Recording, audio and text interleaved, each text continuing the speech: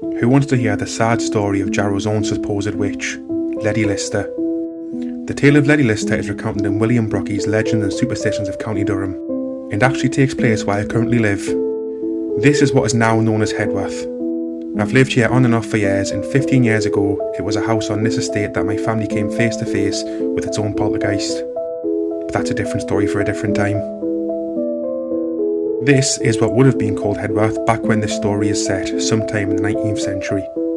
And just a 5-minute walk away from my house on the new estate. There's actually quite a lot that both Leddy Lister back then and ourselves today would recognise, like the Greyhound pub and the farmhouses. But make no mistake, it was a different place and a different world back then. Not only would Headworth have been considered well and truly out in the sticks, it was also the sort of place where people spoke freely of witches and dealt with them severely. The story goes that Leddy Lister was the wife of a retired farmer, and everyone who knew her said she was a witch. The local populace was careful not to offend her, but at the same time didn't care much for her.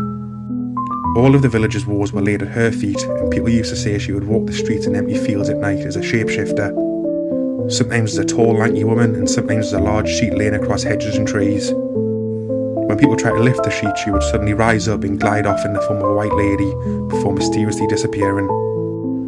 One night, a farmer was returning from his day's labour in the fields, and upon spotting the tall woman, shouted, "Leddy Lister's out!" before chasing after her with a mob of local youngsters. They chased Leddy across 2 fields before they came to a stile where a few of the lads stopped. The others cried out that the witch was on a stile behind them and to look out.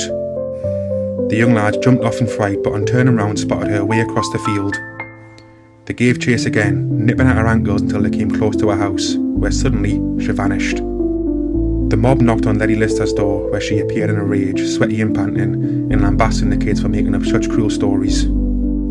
Unsatisfied with the answer, but aware that's probably all they were going to get that night, the group dispersed, but decided to watch her as none of them believed it wasn't her they had seen.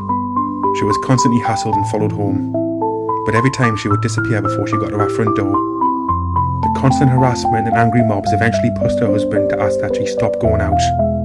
Lister listened, all apart from one single night where she braved venturing out once more, only to again be chased down by a local mob. This time they chased her to a nearby burn, probably Headworth Dean, that still runs through Headworth. Here they caught hold of her, and William's book says they shook her violently, but I've lived on Headworth long enough to know that it probably gave her a good hiding, and she returned home nearly dead. Leddy never ventured out again, and by the looks of it was so badly beaten it left her housebound and physically disabled for the rest of her days.